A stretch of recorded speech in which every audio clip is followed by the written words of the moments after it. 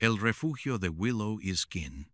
Antes de los muros, antes de los ladrillos, antes de los techos de tejas o vidrio, existía el refugio de sauce y piel. Se alzaba bajo, con forma de cúpula, construido no para durar eternamente, sino para durar lo suficiente. Fue hecho con esmero, no por su belleza, sino por la comodidad, el calor y la supervivencia. No había timbre, ni cerradura, ni número pintado en la puerta. Solo una solapa de piel apartada para entrar, y tras ella, el suave aliento de la gente durmiendo cerca. El refugio comenzó con palos, ramas de sauce delgadas y flexibles, elegidas por su resistencia y forma.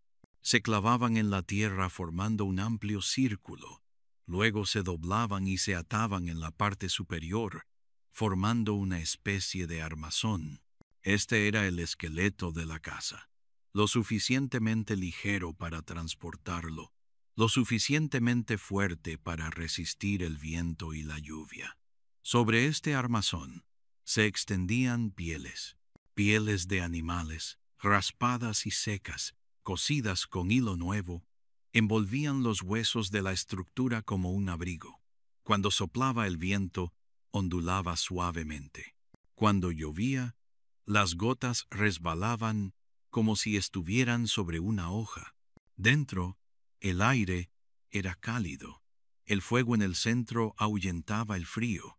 El humo se filtraba por un pequeño agujero en la parte superior. El suelo estaba cubierto de hierba seca, esteras tejidas y pieles suaves. Allí, las familias dormían juntas, no en dormitorios ni en hileras de camas, sino en un solo espacio donde los cuerpos daban calor y la presencia era el consuelo. Ninguna pared los separaba, ninguna mampara los separaba. Se escuchaban respirar. No había ventanas, pero había luz.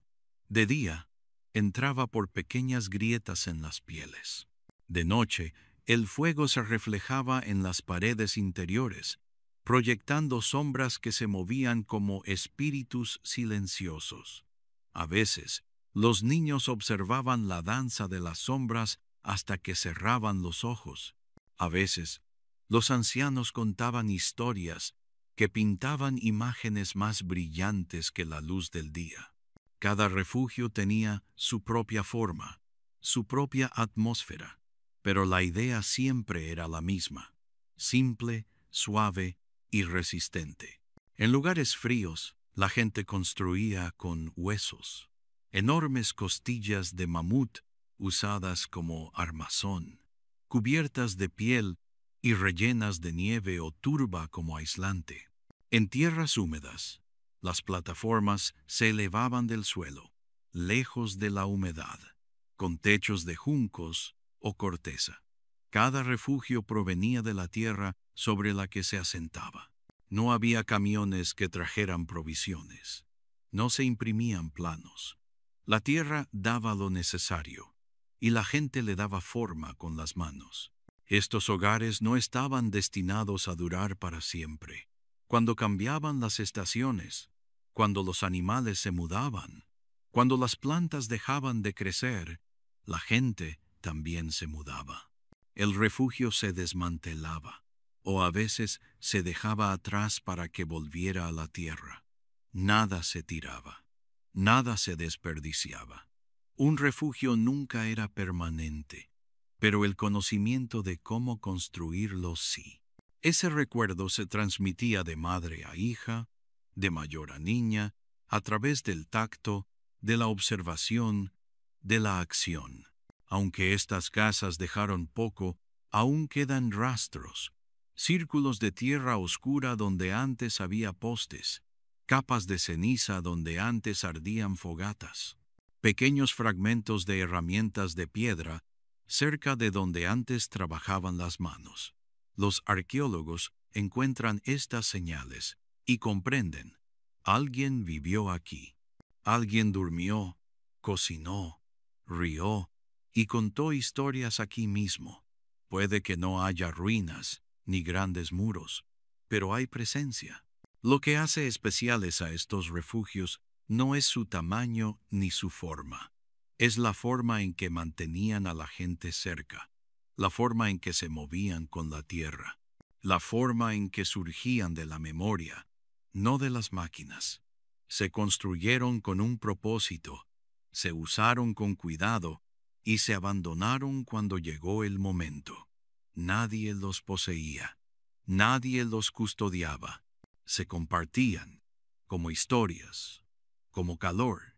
En el refugio del sauce y la piel, la vida no se trataba de tener más. Se trataba de tener lo suficiente, suficiente calor, suficiente espacio, suficiente seguridad para descansar y resurgir. Estos hogares eran pequeños, pero albergaban un mundo de ritmo, de respiración, de simple supervivencia, envuelto en cuidados. Un mundo no hecho de piedra, sino de habilidad e historia.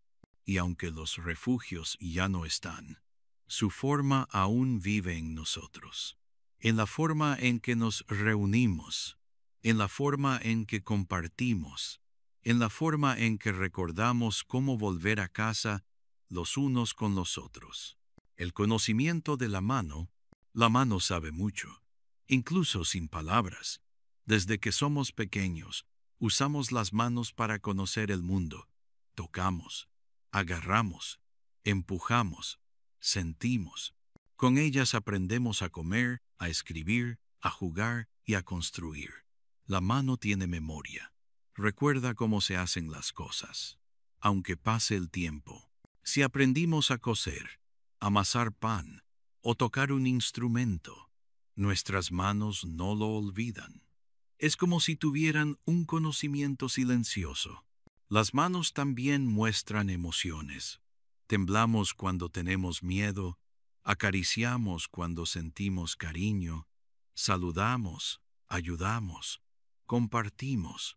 Una mano extendida puede decir, estoy contigo, sin decir nada.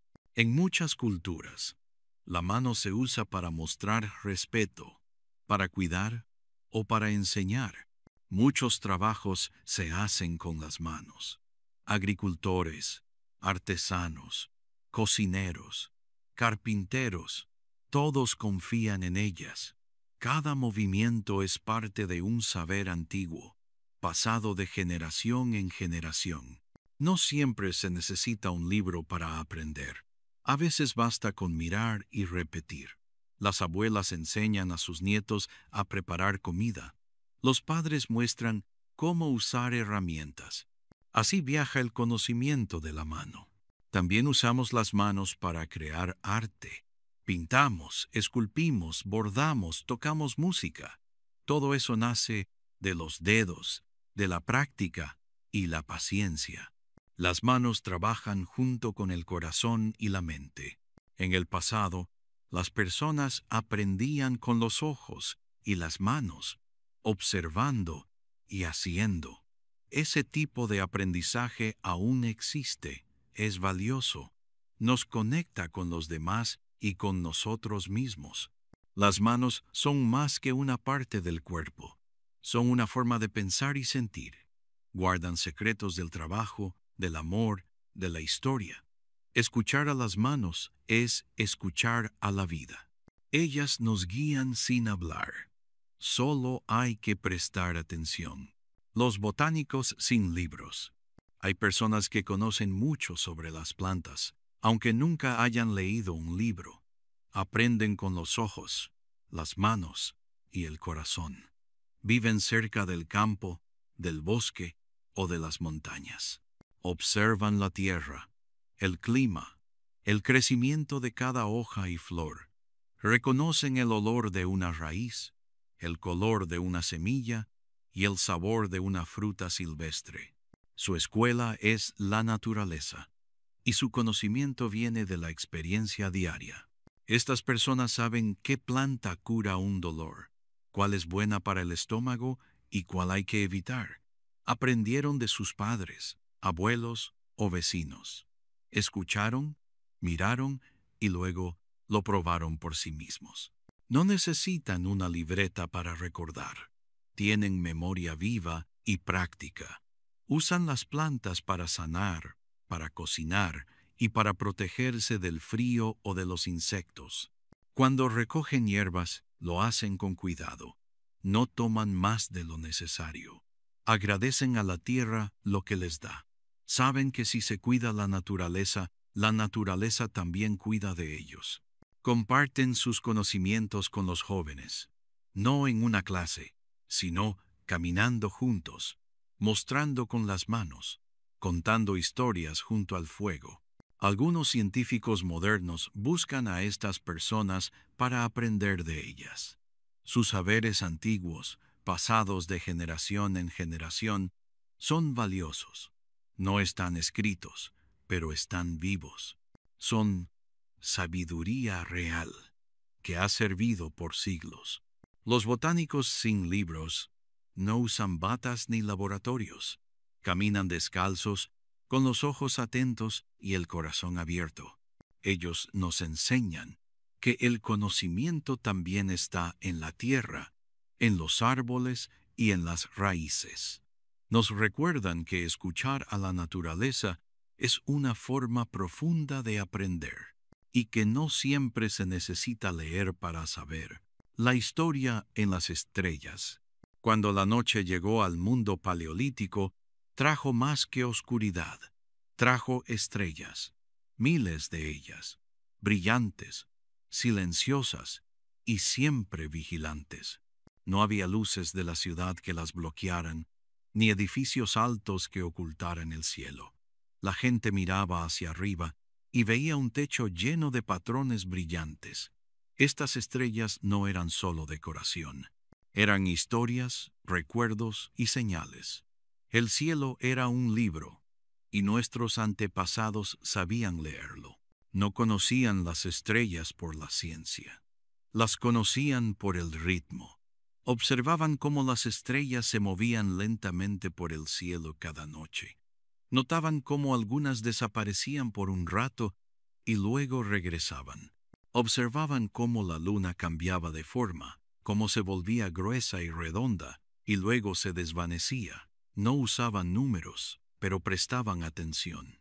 Y gracias a esa atención, comenzaron a comprender el tiempo. Algunas estrellas indicaban el cambio de estaciones. Cuando una estrella salía justo antes del amanecer, sabían que era hora de prepararse para el frío que se avecinaba. Cuando otra se hundía en el horizonte, sabían que pronto volverían las lluvias. Estos patrones eran como un calendario, pero en lugar de páginas, tenía constelaciones. En lugar de alarmas, tenía la lenta danza de la luz en el cielo.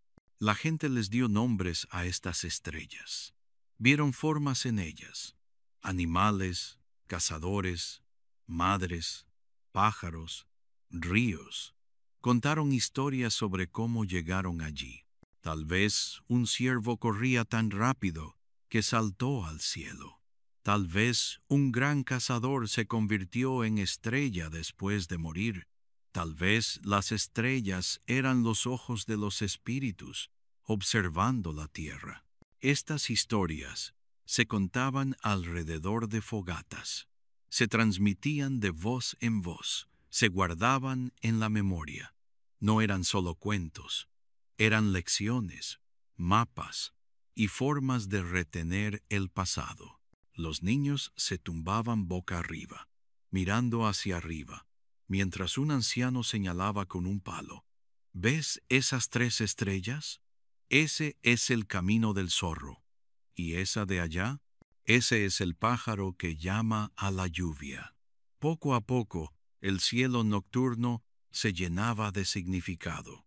No hacía falta papel ni bolígrafo. Las estrellas eran suficientes. La luna también era especial. La gente la observaba atentamente.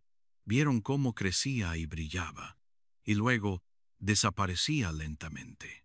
Este ciclo coincidía con otros elementos de su mundo: el cuerpo de las mujeres. la fuerza de las mareas, el regreso de ciertos animales. Una luna llena podía atraer más peces. Una luna nueva podía marcar el inicio de un viaje. El tiempo transcurría en círculos, no en líneas rectas, y la luna les ayudaba a sentir ese ritmo. En cuevas de todo el mundo, dibujos antiguos muestran símbolos estelares tallados en hueso o pintados sobre piedra. Algunos parecen contadores, otros tienen forma de soles o lunas. No eran simples adornos. Podrían haber sido mapas celestes primitivos, formas de recordar cuándo recolectar, cuándo cazar, cuándo descansar. Incluso sin escritura, la gente encontró maneras de marcar lo que importaba. Las estrellas también brindaban consuelo.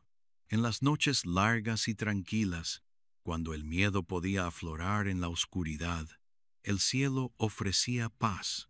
Las mismas estrellas regresaban una y otra vez, como viejas amigas. Recordaban a la gente que formaban parte de algo más grande, que pertenecían no solo a la tierra, sino también al cielo. Cuando alguien moría, tal vez su espíritu se convertía en una estrella. Tal vez su historia se elevaba con la noche. Al mirar hacia arriba, la gente no solo veía luces, veía recuerdos, guía y asombro. Las estrellas los conectaban con su pasado, su lugar y entre sí. No separaban el cielo de la tierra, ni la noche del día, ni el espíritu de la historia. Todo era un solo círculo, un solo aliento. Hoy todavía miramos las estrellas, pero a menudo a través de un cristal, tras paredes o con mapas en la mano. Hace mucho tiempo, miraban hacia arriba con los ojos abiertos y el corazón abierto. No necesitaban comprender las estrellas para sentirlas. Y esa sensación de estar bajo el cielo, de dejar que las estrellas hablen en silencio, sigue ahí. Si alguna vez sales de noche, lejos del ruido, y miras hacia arriba, quizá tú también la sientas. La historia de las estrellas no ha terminado. Solo espera a que alguien recuerde escuchar. Los niños que lo veían todo. En el mundo paleolítico no había aulas, ni pupitres, ni pizarrones, pero el aprendizaje estaba en todas partes. Vivía en la luz del fuego, en el sonido de la piedra contra el hueso, en el olor de las raíces cocidas y en el ritmo constante de la vida cotidiana. Los niños no se quedaban sentados esperando a que les enseñaran. Aprendían observando, y lo observaban todo. Desde que gatearon, los niños formaron parte del grupo. No se les ocultaba, no se les mantenía alejados del trabajo de los adultos. Estaban cerca, en el regazo, en la espalda, junto al fuego, en el campo. Tenían los ojos bien abiertos, siempre atentos. Vieron a la anciana dándole forma a una herramienta, al cazador buscando huellas, al recolector probando una hoja para ver si estaba lista para ser recogida. Nada escapaba a su atención. Un niño podía ser demasiado pequeño para llevar cargas pesadas, pero podía guardar recuerdos. Observaban cómo se tejían las cestas, cómo se encendía el fuego, cómo se compartía la comida. Observaban qué plantas se recogían y cuáles se evitaban.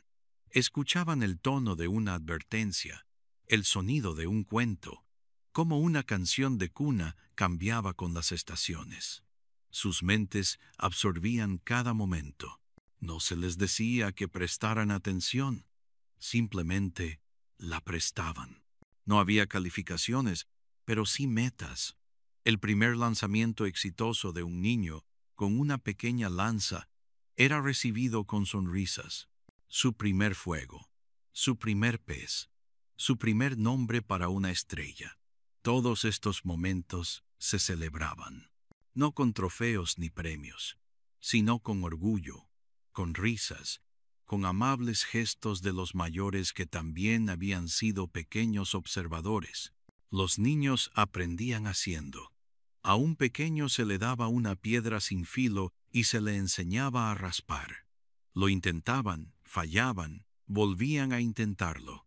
El adulto no los regañaba. Esperaban, les mostraban y guiaban. Poco a poco, las manos del niño recordaban lo que sus ojos habían visto. Poco a poco, la habilidad se convertía en suya. No era un aprendizaje rápido, pero sí profundo. Permanecía. El juego también formaba parte del aprendizaje.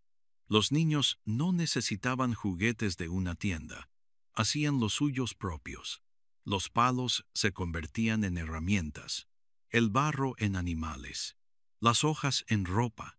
Copiaban lo que veían, representaban cacerías, fingían recolectar, se contaban historias, historias que habían oído la noche anterior. A través del juego, practicaban la vida. Los niños mayores ayudaban con las tareas reales, cuidaban de los más pequeños, cargaban leña, clasificaban bayas, confiaban en ellos, no solo por su utilidad, sino porque formaban parte del grupo. Su valor no se medía por la edad, sino por la atención y el esfuerzo. No esperaban a crecer para ser incluidos, ya pertenecían. Por las noches, los niños se sentaban junto al fuego, recostaban la cabeza sobre los hombros de sus padres, escuchaban las voces de los ancianos, el lento devenir de historias llenas de animales, antepasados y la tierra. No eran cuentos inventados, eran mapas. Transmitían conocimiento, advertencias y asombro. Los niños recordaban cada palabra, se susurraban las historias, sabían qué pájaro cantaba antes de la lluvia, conocían los errores del tramposo, conocían el sonido de un buen lanzamiento de lanza porque lo habían oído cientos de veces. Nadie evaluó a los niños, pero siempre estaban aprendiendo, y la prueba estaba en sus manos, en sus ojos, en su forma de moverse por el mundo. Sabían caminar con cuidado, sabían escuchar el peligro, sabían cuándo hablar y cuándo callar. No llevaban cuadernos, llevaban habilidades en sus músculos, en su respiración, en sus pasos. En ese mundo, el aprendizaje era la vida. No era algo separado, estaba por todas partes. Y los niños, con los ojos abiertos y la curiosidad, lo observaban todo, lo observaban todo. Y al observar se convirtieron en los próximos guardianes de la memoria, los próximos constructores, los próximos narradores. El mundo les enseñaba, no con reglas ni muros, sino con presencia, con paciencia y con cada momento digno de recordar. El fuego en el centro del mundo, en todo campamento paleolítico, sin importar dónde estuviera ni quién lo habitara, siempre había algo en el centro, el fuego. No solo una llama para cocinar o calentarse, sino algo más profundo, algo sagrado. El fuego era más que una herramienta, era vida, era memoria, era el corazón del mundo. Cuando el sol se ponía, el fuego permanecía, iluminaba la noche, ahuyentaba el frío, protegía al grupo de los animales salvajes y emitía un resplandor suave y parpadeante que hacía que la gente se sintiera segura. Alrededor del fuego, la gente se reunía. No se sentaban muy separados, se acercaban. El fuego los unía. Era un lugar para descansar, compartir comida, hablar en voz baja y escuchar. El fuego no era fácil de hacer. Llevaba tiempo aprender a hacerlo. La madera adecuada, la sequedad adecuada, el movimiento preciso, frotar palos, golpear piedras, soplar suavemente hasta la chispa más pequeña. Era una habilidad transmitida de generación en generación, una habilidad enseñada con paciencia y orgullo. Encender un fuego de la nada era como llamar al sol a la tierra.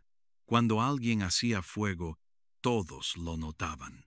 Era un momento de silencioso respeto. Una vez que el fuego nacía, había que cuidarlo. No se lo dejaba solo. Alguien siempre lo vigilaba, lo alimentaba, lo mantenía vivo. Incluso, mientras otros dormían, alguien se levantaba en la oscuridad y añadía leña, removía las brasas, se aseguraba de que el calor no se apagara. Perder el fuego significaba más que pasar frío. Significaba peligro. Significaba empezar de nuevo. Y a veces eso no era posible. Así, el fuego se convirtió en un compañero inseparable. Dondequiera que la gente iba, el fuego también iba. Si tenían que viajar, llevaban un carbón encendido en un recipiente de corteza o envuelto en musgo seco. Se movían con cuidado, sabiendo que sostenían algo poderoso, algo necesario. El fuego no era solo calor, era supervivencia. Pero el fuego también traía más que seguridad.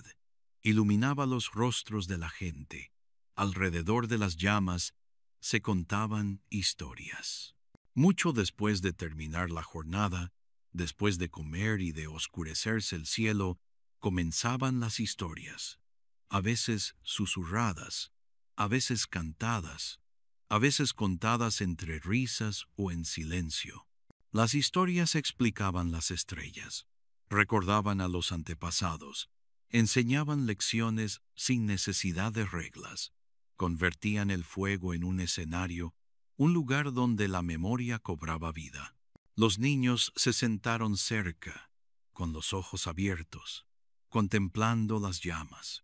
Observaron cómo las chispas ascendían. Escucharon la voz del narrador, sintieron el ritmo de las palabras. Aprendieron en esos momentos, no porque se sintieran obligados, sino porque se sintieron atraídos. El fuego hacía que el mundo se sintiera lleno de asombro. Hacía que las palabras sencillas brillaran como por arte de magia. Incluso cuando nadie hablaba, el fuego tenía voz propia. Crepitaba y silbaba. Se movía en oleadas. Iluminaba el interior de los refugios y danzaba en las paredes. La gente lo contemplaba y pensaba. Recordaban el día. Planeaban el siguiente viaje. Sintieron la quietud calar hondo en sus huesos. El fuego no se precipitaba. Ardía a su propio ritmo, y la gente se movía con él. En épocas frías, el fuego era vida. En tiempos oscuros, era esperanza. En momentos de calma, era presencia. Lo conectaba todo. No estaba solo en un lugar. Vivía en cada campamento, a lo largo de la tierra, a través del tiempo. Era la misma llama, transmitida de mano en mano, año tras año, como una historia sin fin.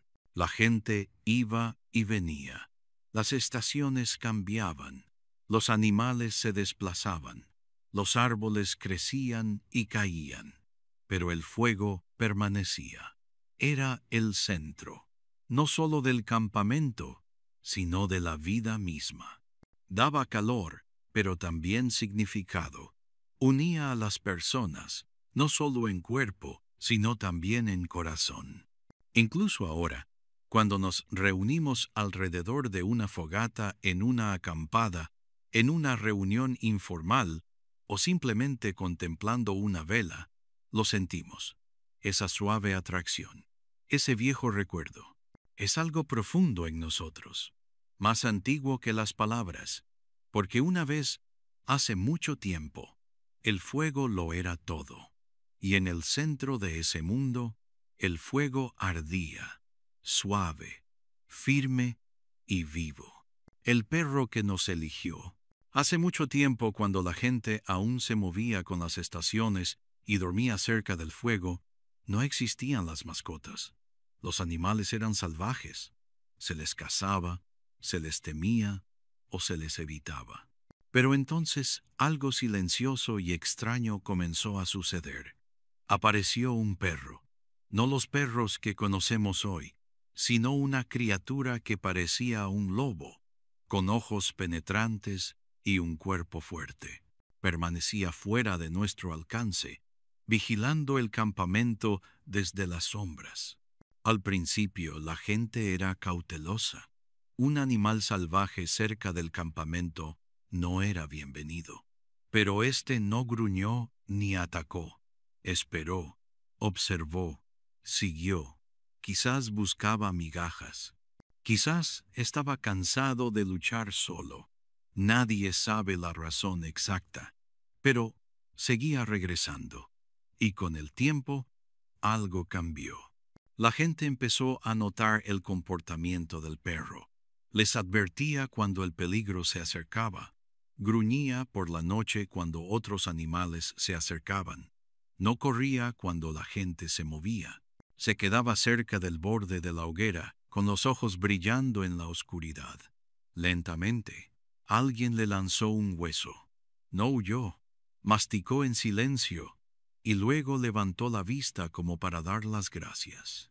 Ese pequeño momento se convirtió en algo grande. Un perro se convirtió en 2, luego en 3. No los atraparon, no los obligaron. Vinieron por su cuenta. Eligieron quedarse. Y la gente, a cambio, los dejó. Surgió un vínculo, uno construido no por órdenes, sino por confianza. Los perros ayudaban, ladraban cuando se acercaban extraños, siguieron a los cazadores en el bosque, aprendieron los senderos, los olores, los sonidos del movimiento. No necesitaban entrenamiento, simplemente prestaban atención. Y la gente también. Observaron que perros eran buenos rastreando, cuáles tenían oídos agudos, cuáles se mantenían cerca de los niños. Les pusieron nombres a los perros, no solo como etiquetas, sino como muestra de cariño. A cambio, los perros recibían restos de comida, lugares cálidos para dormir y manos suaves. Se acurrucaban junto al fuego, calentándose con sus cuerpos en las noches frías. Los niños jugaban con ellos, imitando ladridos y lanzándoles palos. Los perros meneaban la cola, se revolcaban en la tierra y se lamían la cara. Ya no eran salvajes, pero tampoco estaban completamente domesticados. Eran algo nuevo. Esta amistad creció lentamente a lo largo de muchos años. No fue algo planeado, simplemente sucedió. En un momento, había un lobo en la linde de los árboles. Luego, había un perro acostado junto a un niño dormido. Fue uno de los primeros vínculos verdaderos entre especies. No empezó con la propiedad. Empezó con una decisión, del perro y de nosotros. A medida que el vínculo se profundizaba, los perros se convirtieron en parte del grupo. No eran mascotas como hoy, eran compañeros. Ayudaban a cazar, custodiaban el campamento y cargaban pequeñas cargas. Aprendieron los ritmos de la gente y se convirtieron en parte de la vida cotidiana. Cuando la gente se mudaba de campamento, los perros los seguían. Cuando alguien se lastimaba, un perro podía quedarse cerca. Cuando un niño lloraba, un perro podía acariciarle la mano con el hocico. Algunas historias dicen que el perro fue el primer animal en caminar junto a los humanos. Y quizás sea cierto. Lo cierto es que el vínculo fue real. Cruzó la barrera entre lo salvaje y lo humano, no con fuerza, sino con paciencia. Y perduró. Incluso ahora, al mirar a un perro a los ojos, podemos sentir algo antiguo, el recuerdo de la luz del fuego, un sendero compartido por el bosque, un momento de tranquilidad en el que un hueso pasó de mano en mano. El perro recuerda, y en el fondo, nosotros también. El perro que nos eligió no solo se convirtió en un compañero, se convirtió en un símbolo de confianza, lealtad y convivencia. Demostró que no hay que temer a todo lo salvaje, que algunos puentes se pueden construir con pequeños gestos de bondad y tiempo. Y así, entre todas las historias del pasado, las herramientas de piedra, las cuevas pintadas, las largas caminatas por la tierra, también está esta historia, la historia del perro, el que nos observó, esperó y luego decidió caminar a nuestro lado, no porque tuviera que hacerlo, sino porque quería, y nosotros también lo elegimos. El ritmo de un mundo sin muros, antes de que las casas tuvieran puertas, antes de que los pueblos tuvieran vallas, antes de que las fronteras se dibujaran en los mapas, la gente vivía en un mundo sin muros. No había habitaciones cerradas, ni calles ruidosas, ni relojes haciendo tic-tac en la pared. La vida seguía un ritmo diferente, moldeado por el sol, las estaciones, los animales y la tierra. Era más lenta, más suave y más en sintonía con la tierra. Cada día se sentía conectado con el anterior, no apresurado ni fragmentado en ajetreos. La gente despertaba al amanecer, no con alarmas, sino con el calor del amanecer rozando la piel. Los pájaros cantaban al despertar, y el aroma de la tierra se elevaba con la niebla. No había necesidad de apresurarse. El día transcurría como siempre, con tareas realizadas en paralelo, no como una carrera, sino en un flujo constante. Recogían comida, observaban el cielo, seguían huellas, buscaban agua, cuidaban el fuego. Cada movimiento tenía un propósito. Cada tarea tenía un lugar en el ritmo del día. No había separación entre el trabajo y la vida. Fabricar una herramienta, preparar una comida, tejer una cesta, no eran tareas que se tuvieran que realizar. Formaban parte de la vida. La gente cantaba mientras trabajaba, hablaban, contaban historias. Los niños jugaban cerca, a veces ayudando, a veces simplemente escuchando. Todo formaba parte de la misma canción, del mismo suave ritmo de la vida. La tierra no estaba dividida en cuadrados. No había cercas que dijeran, esto es mío. La gente se movía con los animales, con el clima, con las necesidades del grupo. Sabían cuándo quedarse y cuándo seguir adelante. Los ríos, las montañas, los árboles no eran obstáculos, eran guías. El mundo no era un lugar para controlar, sino un lugar para transitar con cuidado. Las noches no estaban llenas de pantallas ni luces parpadeantes, estaban llenas de estrellas, del crepitar del fuego, de voces suaves que contaban historias, risas que se perdían en la oscuridad. La luna era una compañera, el cielo un techo amplio e infinito. La gente no se escondía de la noche, vivía en ella. Escuchaban, sentían el aire fresco, el silencio del viento, el susurro de los animales a lo lejos. Sin paredes, el sonido se movía libremente. Se oía a alguien tararear, el chapoteo del agua en el arroyo o el canto de un pájaro en lo alto. No había ecos de gritos, ni puertas pesadas que cerrar de golpe. Si alguien lloraba, otros lo oían y se acercaban. Si alguien reía, el sonido llegaba lejos y otros sonreían.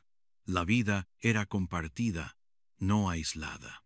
El tiempo no se dividía en horas y minutos. Se sentía. La sombra de un árbol te indicaba cuánto había transcurrido el día. La forma de la luna te indicaba en qué parte del mes te encontrabas. El viento, las nubes, el olor a lluvia en el aire, estos eran los relojes. La gente no medía el tiempo, se movía con él. Incluso el cuerpo se movía de forma distinta en un mundo sin muros. La gente caminaba descalza, corrían, trepaban, se agachaban, se estiraban. No se sentaban todo el día.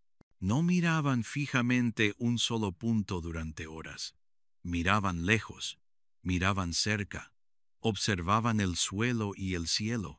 Sus cuerpos conocían la forma del terreno. Sus pies recordaban el camino. Este ritmo no era perfecto. Había hambre, había frío.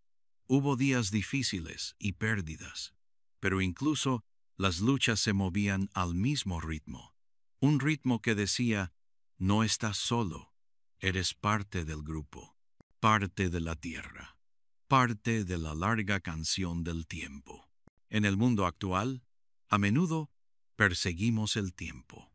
Construimos muros para contener las cosas. Nos atiborramos de cosas que hacer y lugares a los que ir. Pero, a veces, aún sentimos la fuerza de ese viejo ritmo. Cuando caminamos por la naturaleza, cuando nos sentamos bajo las estrellas, cuando encendemos una fogata y nos quedamos en silencio. Ese ritmo sigue ahí, vive en nuestros huesos, espera bajo el ruido, bajo los muros, listo para ser recordado. Porque una vez, no hace mucho, vivimos en un mundo sin muros. Y en ese mundo no solo sobrevivimos, nos movíamos, respirábamos, escuchábamos y vivíamos al ritmo de la vida, unos con otros, con la tierra y con todo lo que nos rodeaba. Los ancianos eran bibliotecas antes de los libros, de las computadoras, de la escritura. Aún existían las bibliotecas, pero no tenían estantes ni papel. Tenían rostros marcados por la edad, manos marcadas por el trabajo y voces que hablaban con una fuerza serena. Estas bibliotecas eran los ancianos. Eran quienes lo recordaban todo. Llevaban consigo las historias, las lecciones, las advertencias y la sabiduría de todos los años transcurridos. Si necesitabas saber algo, no buscabas una página. Te sentabas junto a un anciano y escuchabas. Los ancianos conocían la tierra como si se conocieran la piel. Recordaban qué plantas curaban la tos y cuáles enfermaban. Sabían a dónde se desplazaban los animales cuando cambiaba el tiempo. Sabían cómo construir un refugio antes de que lloviera, cómo afilar una piedra y cómo leer el cielo con solo observar las nubes. No aprendieron esto en la escuela. Lo aprendieron viviendo y nunca dejaron de aprender. Observaban el mundo con ojos pacientes. Mientras otros se apresuraban a recolectar o cazar, los ancianos observaban cómo volaban los pájaros, cómo se movían las hormigas, cómo cambiaba el viento. Se fijaban en los detalles. Escuchaban más de lo que hablaban. Y cuando hablaban, la gente se inclinaba. Porque todos sabían que lo que salía de la boca de un anciano tenía peso. Sus historias no eran solo para divertirse. Estaban llenas de conocimiento. Una historia sobre un zorro podía enseñar una lección sobre ser astuto. Una historia sobre un espíritu del río podía enseñar a los niños a no acercarse solos al agua. Las historias tenían matices, divertidas en la superficie, pero profundas en el fondo. Los niños las aprendían de memoria, repitiéndolas una y otra vez hasta que las aprendieron sin pensar. Los ancianos recordaban nombres, no solo de personas, sino también de lugares, animales, estrellas y estaciones. Recordaban quién había nacido durante una tormenta, quién había pescado el pez más grande, quién había caminado días enteros para recuperar el fuego. Recordaban porque recordar importaba. Era la manera en que el grupo se mantenía conectado consigo mismo. También ayudaban a resolver problemas. Si había un desacuerdo, la gente acudía a los ancianos, no porque fueran los más ruidosos, sino porque eran tranquilos. Habían visto más. Habían sentido tristeza, alegría, hambre y abundancia. Hablaban con equilibrio. Ayudaban a otros a encontrar la paz, no dando órdenes, sino recordándoles a todos lo que era correcto. Cuando nacía un niño, el anciano estaba presente con un toque tierno y una bendición silenciosa. Cuando alguien moría, el anciano estaba presente para pronunciar su nombre y contar su historia. Cargaban con el pasado, pero también guiaban el presente. No se quedaban atrás. Estaban en el centro del círculo, y aunque sus cuerpos se volvieron más lentos, sus mentes se mantuvieron ágiles. Quizás no caminaran tan lejos, pero veían lo mismo. Transmitieron canciones, herramientas, maneras de hacer las cosas que de otro modo se olvidarían. Un nudo para atar fardos, una forma especial de cocinar la carne, una forma discreta de llamar a los pájaros con un silbido. Estas pequeñas cosas sumaban mucho. Toda una forma de vida se mantenía viva a través de la memoria. La gente honraba a sus mayores no con medallas ni coronas, sino con respeto. Se aseguraban de que estuvieran abrigados. Les llevaban comida. Escuchaban sus palabras. Cuando el fuego se apagaba, era la voz del anciano la que traía consuelo. Cuando alguien se sentía perdido, era la mirada del anciano la que le guiaba. Hoy tenemos libros y máquinas que albergan nuestro conocimiento. Pero falta algo. Una voz que se detiene. Una mano que se muestra. Un rostro que sonríe mientras cuenta una historia por centésima vez. La biblioteca viviente. Aquella con la que puedes hablar, reír, sentarte a su lado en silencio. Los ancianos eran bibliotecas y lo siguen siendo, si recordamos preguntar, escuchar, aprender, porque no todo el conocimiento reside en el papel. Parte de él reside en las personas, en la memoria, en las palabras serenas de alguien que ha vivido mucho, ha visto mucho y aún conserva las historias que el mundo jamás debería olvidar. La mente generalista. En el mundo paleolítico, las personas no tenían un solo oficio. Nadie era solo cazador, solo cocinero o solo constructor. Todos aprendieron a hacer muchas cosas. Esta forma de vida moldeó una mentalidad diferente, una mentalidad generalista. Era una mentalidad capaz de cambiar, adaptarse y aprender cosas nuevas con rapidez. La vida lo exigía. Cada persona debía estar preparada para el cambio, para el desafío, para lo que el día le deparara. No bastaba con conocer una sola habilidad. Dominar muchas era la clave para la supervivencia. Un día podías tener que seguir las huellas de un animal. Al siguiente, podías estar ayudando a dar forma a una herramienta, recolectar hierbas o acarrear agua. Podrías ayudar a cuidar niños, reparar un refugio roto o encontrar el camino a través de un bosque espeso. No era extraño, era normal. Todos aprendían haciendo, observando a los demás y probando cosas nuevas. La mente general se forjaba lentamente, a través de muchos pequeños momentos de práctica. Esta forma de aprender les daba confianza. Si se enfrentaban a una nueva tarea, no se paralizaban. No decían, ese no es mi trabajo. Simplemente empezaban, usaban lo que sabían, pedían ayuda si la necesitaban y lo resolvían. No había títulos, ni etiquetas, ni expertos atados a un solo rol. Cada persona poseía una mezcla de conocimientos, algunos profundos, otros amplios, todos útiles. Los niños crecieron así.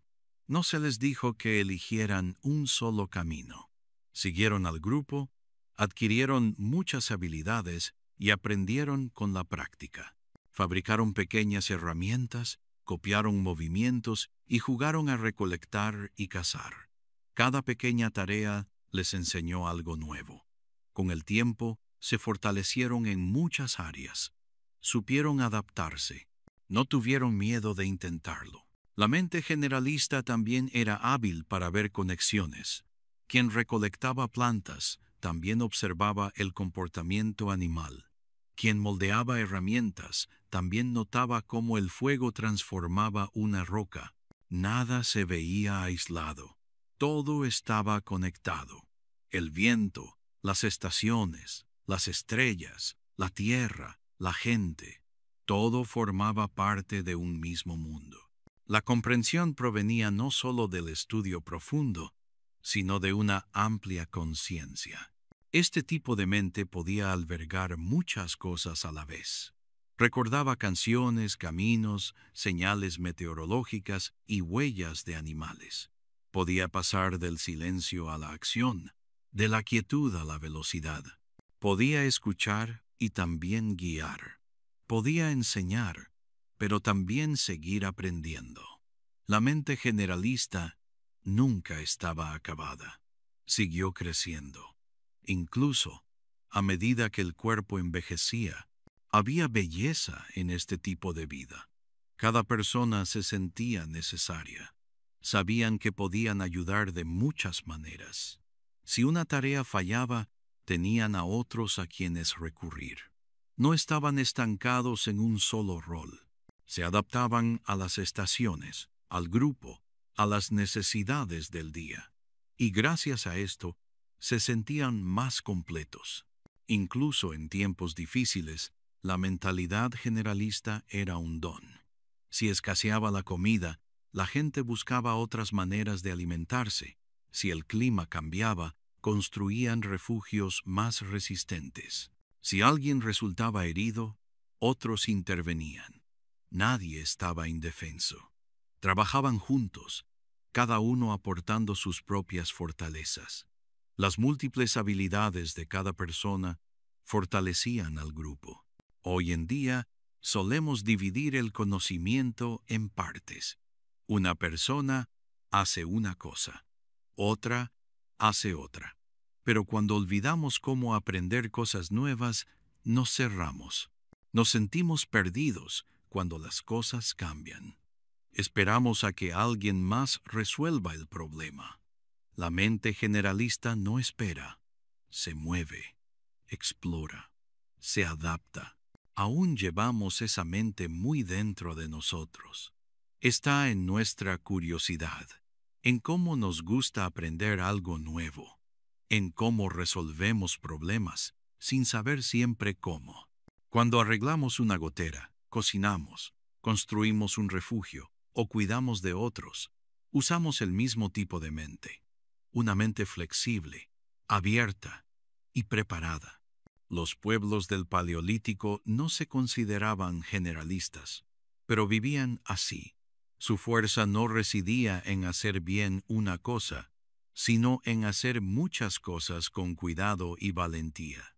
Y de esa manera nos recuerdan que no estamos destinados a estancarnos. Estamos destinados a crecer en múltiples direcciones, igual que ellos, lo que el fuego aún sabe. Incluso ahora, después de tantos años, el fuego aún nos habla, no con palabras, sino con su suave voz crepitante, su resplandor constante y la forma en que nos atrae. Habla a algo profundo en nuestro interior, algo que recuerda una época anterior a las ciudades, a los relojes, antes de que olvidáramos quedarnos quietos. El fuego aún sabe quiénes éramos, y si escuchamos, puede ayudarnos a recordar. Hace mucho tiempo, cuando la gente vivía en pequeños grupos y caminaba con la tierra, el fuego era el centro de todo. Daba calor en el frío, cocinaba la comida cuando la carne cruda y las raíces amargas eran demasiado duras para comer. Daba luz cuando el sol se ponía, y más que eso, les daba a las personas un lugar donde reunirse. El fuego formaba un círculo. En ese círculo, todos pertenecían. Por la noche, después de terminar la jornada laboral, la gente se sentaba alrededor del fuego. No miraban pantallas ni revisaban sus teléfonos. Observaban el baile de las llamas. Escuchaban historias de los ancianos. Hacían preguntas. Rían. Lloraban. También se sentaban en silencio, simplemente respirando juntos bajo el resplandor. El fuego no se precipitaba. Ardía despacio y con constancia, enseñándonos a todos a ir más despacio también. El fuego era una especie de recuerdo. En su calor, la gente transmitía lecciones: cómo encontrar agua, cómo rastrear animales, cómo sanar con plantas, cómo leer las estrellas. No había libros, pero el fuego iluminaba rostros, y esos rostros compartían todo lo que sabían. Los jóvenes escuchaban, los viejos recordaban, y el fuego lo mantenía todo a salvo. Incluso, cuando la gente se mudaba de un lugar a otro, llevaba consigo el fuego. A veces era solo un carbón brillante envuelto en corteza o musgo. A veces era una chispa esperando renacer, pero siempre llegaba. Nunca se quedaba atrás, porque sin fuego la vida era más dura, más fría, más oscura. Con fuego había una sensación de hogar, sin importar dónde acampara el grupo. Pero el fuego hizo más que ayudar a sobrevivir. Ayudó a la gente a sentirse humana. Alrededor del fuego, la gente se sentía conectada. Cantaban canciones. Pintaban en las paredes de las cuevas. Contaban las historias de sus antepasados. Soñaban con las estrellas. El fuego iluminó el interior de los refugios y el interior de los corazones. Creó espacio para la belleza, el significado, la maravilla. Hoy tenemos electricidad, luces que se encienden con un interruptor, hornos que se calientan con botones, calentadores que zumban de fondo. Ya no necesitamos el fuego de la misma manera. Pero aún así, cuando encendemos un fuego en un viaje de campamento, en una chimenea o incluso con una sola vela, algo cambia. Nos trae de vuelta. Silencia el ruido. Suaviza el espacio. El fuego aún sabe cómo reunirnos. Incluso los desconocidos se acercan cuando se sientan alrededor de una fogata. El silencio es más fácil. Las palabras fluyen más despacio, pero significan más. El tiempo se siente diferente. Nos acercamos sin querer. Recordamos cómo estar presentes. El fuego aún conoce el valor de la quietud. No grita, no se apresura, arde a su propio ritmo. Y nosotros, que a menudo estamos tan ocupados, sentimos esa calma. Sentimos la llamada a detenernos, a respirar, a simplemente ser. El fuego nos enseña a permanecer un rato. El fuego aún sabe cómo transmitir recuerdos. Nos recuerda a los ancianos que contaban historias, las comidas compartidas, las risas bajo las estrellas. Nos recuerda que antes de construir altas torres y túneles profundos, nos sentábamos en el suelo y nos mirábamos a los ojos. Nos calentábamos las manos, no solo el cuerpo. El fuego aún sabe que estamos destinados a reunirnos, a compartir comida, historias y silencio. Nunca fuimos creados para estar solos todo el tiempo. El fuego es un círculo, y los círculos nos unen. Así que, cuando te encuentres cerca de una fogata, tómate un momento. Obsérvala. Escucha. Deja que te hable a esa parte de ti que recuerda lo que significa ser humano de la forma más antigua y auténtica. Deja que te recuerde la calidez, la historia, la respiración, la conexión, porque el fuego aún sabe. E incluso ahora, en nuestro mundo acelerado y ruidoso, espera que nos sentemos, desaceleremos y recordemos también el fuego de la mañana. ¿Desde dónde nos ves? ¿Medianoche? ¿Quizás cerca de las 2 de la mañana? quizás medio dormido. Tus ojos se están acostumbrando al brillo de una pantalla. Estás en el lugar correcto. Baja las luces. Reduce el brillo. Deja que el peso del mundo moderno se disuelva por un rato. Esta noche nos dirigimos a un lugar más antiguo que las ciudades, más antiguo que los relojes, incluso más antiguo que la palabra historia. Este es un rincón tranquilo de Internet donde las historias se cuentan lentamente, como lo hacían tus antepasados, junto al fuego, al ritmo de la respiración, la noche y el silencio. Imagina despertar, no por el zumbido de un teléfono, ni el sonido de una alarma, sino porque el aire ha cambiado. El fuego a tu lado, que ardía con fuerza en la noche, se ha apagado en suaves brasas anaranjadas. Sigue tibio, pero apenas. Te remueves porque te toca alimentarlo. El frío se cuela, y alguien necesita proteger el calor. Coges corteza seca y la arrojas con cuidado al corazón de las brasas. Saltan algunas chispas. Soplas suavemente. La llama responde. No estás acampando. No estás de viaje. Esta es tu vida. Así ha sido siempre para tu gente, durante decenas de miles de años, sin casa, sin muros, sin farolas, sin relojes marcando tu día. Solo esto: fuego, cielo, tierra, aliento y el ritmo de un mundo antes de ser poseído. Te estiras, escuchas. Estás en un refugio hecho de piel de animal tendida sobre ramas dobladas. Se mueve ligeramente con el viento. El aire huele a humo, a ceniza, a algo limpio y real. A tu alrededor otros siguen durmiendo, algunos envueltos en pieles. Un niño se da la vuelta con un suave sonido. En algún lugar cercano, un pájaro canta, saludando al cielo azul oscuro. Esta es la mañana anterior a la idea moderna de la mañana.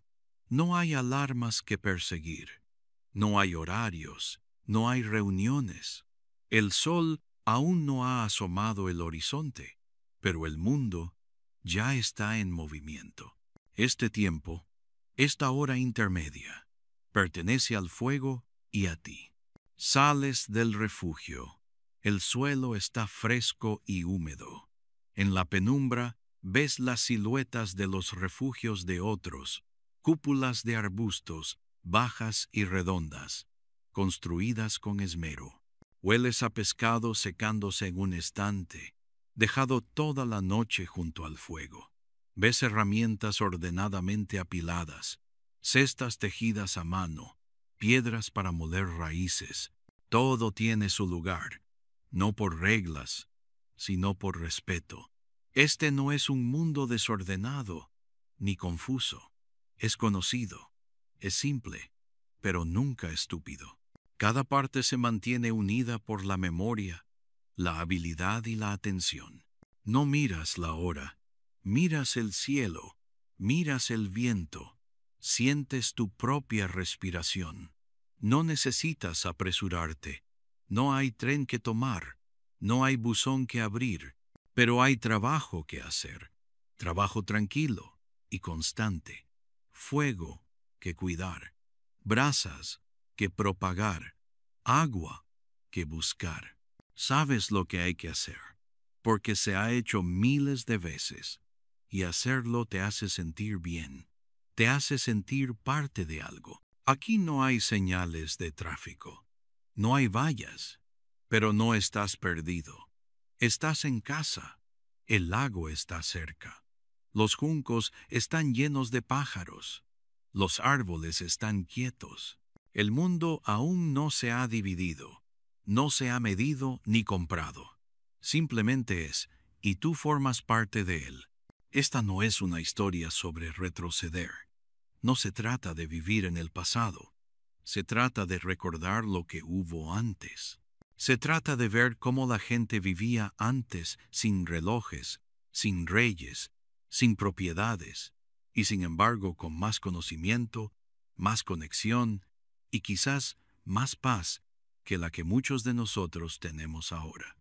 Este fuego, esta mañana, es el comienzo, no solo del día, sino de todo.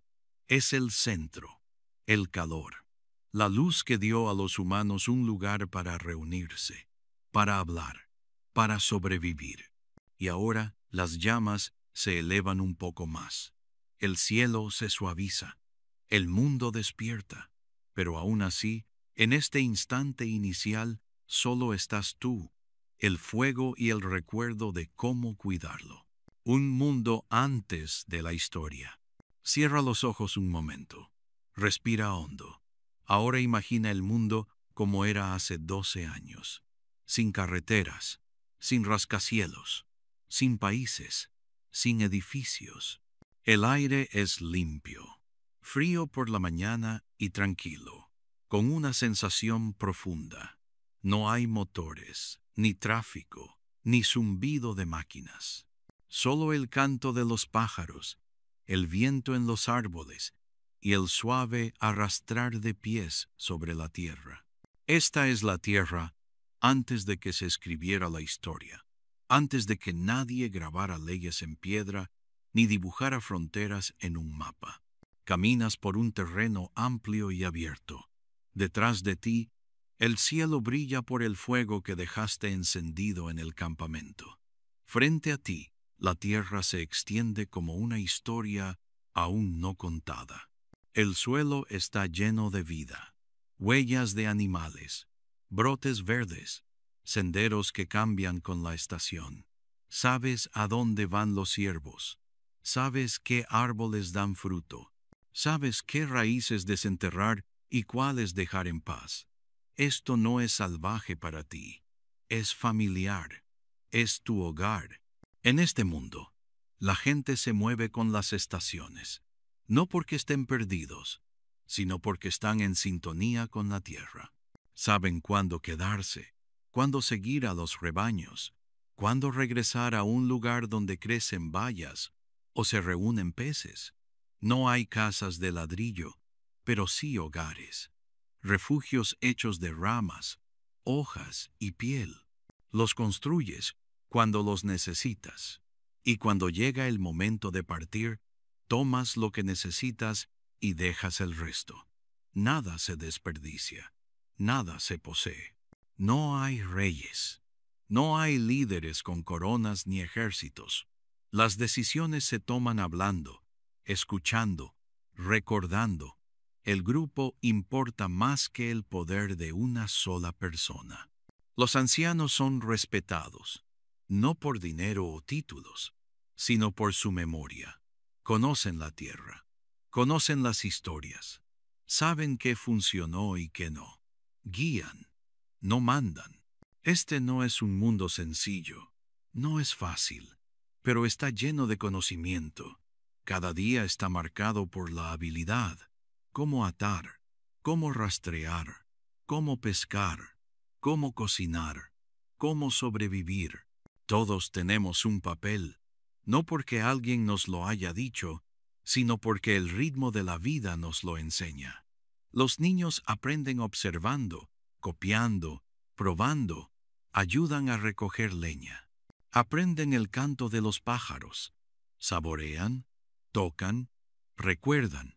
La idea de la historia, tal como la conocemos hoy, no existe aquí. No hay libros, no hay calendarios, no hay registros escritos, pero la memoria es fuerte. Se cuentan historias alrededor del fuego. Los nombres se transmiten, los eventos se recuerdan con canciones y símbolos. Una línea grabada en una piedra, una cuenta de una abuela, una marca dejada en un árbol. Estos son los libros de historia de este mundo, y todos contribuimos a mantenerlos vivos. No necesitas estudiar la naturaleza, eres parte de ella. No necesitas salir para descubrir el mundo, vives en él. El viento te dice cuándo cambiará el tiempo. Los pájaros te dicen cuándo lloverá. Las estrellas te dicen cuándo es hora de moverse. El tiempo no son números en un reloj. Es el aroma de las flores en flor, la sensación de la escarcha bajo los pies, el color del cielo justo antes del amanecer. Este no era un mundo de guerra interminable. No era un mundo de hambre constante. Era un mundo donde el equilibrio era la supervivencia. No podías tomar demasiado, porque la tierra dejaría de dar. No podías olvidar, porque tu vida dependía del recuerdo. Comida, refugio, agua, calor. Nada provenía de tiendas ni máquinas. Provenía de la atención, del conocimiento, de un profundo respeto. Antes de la historia, existía la presencia. Antes de la propiedad, existía la relación. La gente no pensaba en la tierra como algo para comprar o vender. La veían como algo para escuchar, cuidar, a lo que regresar. La tierra no era algo bajo tus pies. Era un mapa viviente, lleno de significado, y tú eras un hilo conductor de su vasta y conmovedora historia. Este era el mundo antes de la historia.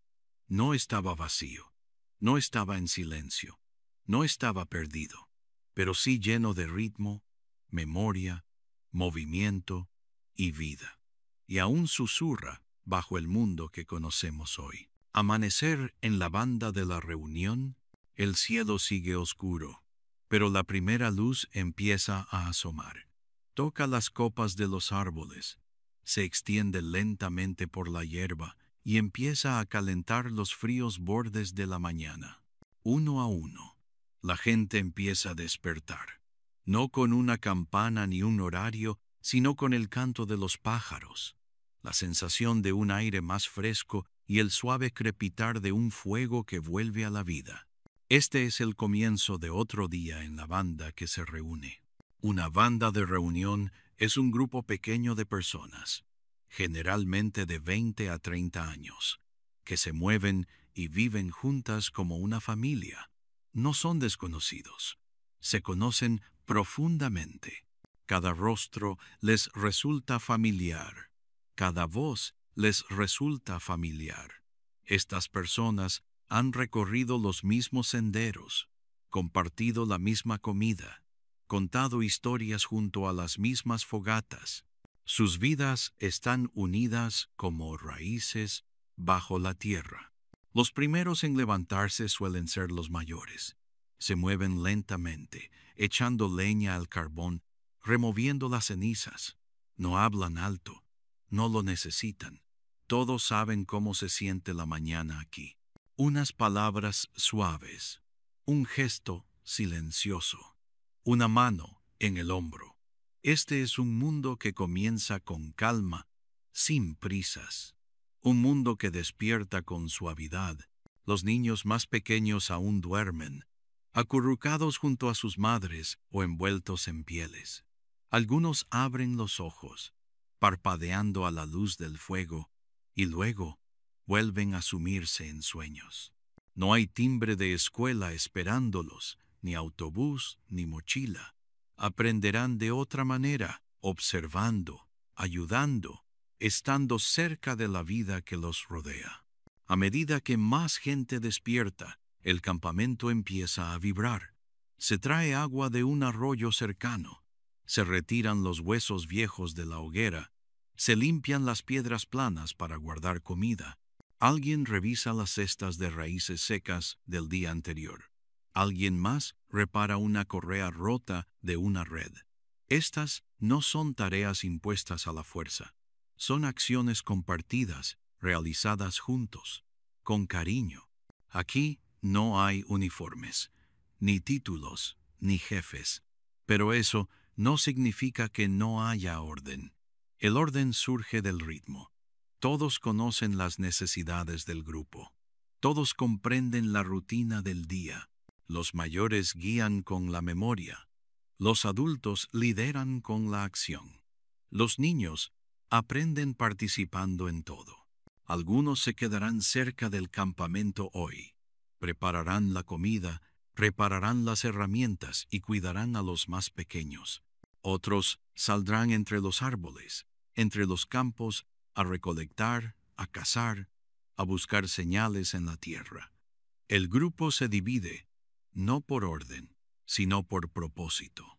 ¿Por quién está listo? ¿Quién es fuerte? ¿Quién sabe dónde crecen las verduras silvestres en esta época del año? Esta forma de vivir no es solitaria, está llena de conexión. Todos dependen unos de otros, no porque deban, sino porque funciona. No hay candados, no hay contraseñas. La única seguridad está en estar juntos. La anciana que no puede caminar lejos aún tiene valor. Recuerda el canto que llama a los pájaros. El niño que no puede hablar pero aún trae alegría. Su risa rompe el silencio. Todos importan. La comida no se posee, se comparte. Cuando los recolectores regresan con sus cestas llenas, la comida se coloca en el centro. Todos comen. Cuando un cazador trae carne, se les da primero a los niños, a los ancianos, a quienes más la necesitan. Nadie cuenta quién se llevó más. Nadie esconde lo que sobra para después. La regla es simple. Comparte, porque mañana tú también podrías necesitarlo. La banda se mueve con las estaciones. Cuando las bayas se acaban, se mudan. Cuando los rebaños cambian, los siguen. Pero el vínculo entre las personas perdura. ¿Recuerdan quién ayudó en la tormenta? ¿Quién cantó toda la noche? ¿Quién hizo reír a todos cuando escaseaba la comida? Estos recuerdos no están escritos, pero son fuertes. A medida que el sol asciende, el campamento brilla dorado. El humo se eleva suavemente. El sonido de las conversaciones, risas y caminatas llena el aire. Otro día ha comenzado. No en una ciudad, ni en una casa, sino al aire libre, con el cielo arriba y la tierra abajo. Esta es la vida de la banda reunida. Una vida moldeada por la confianza, el ritmo y la simple gracia de despertar juntos. El cuerpo como calendario.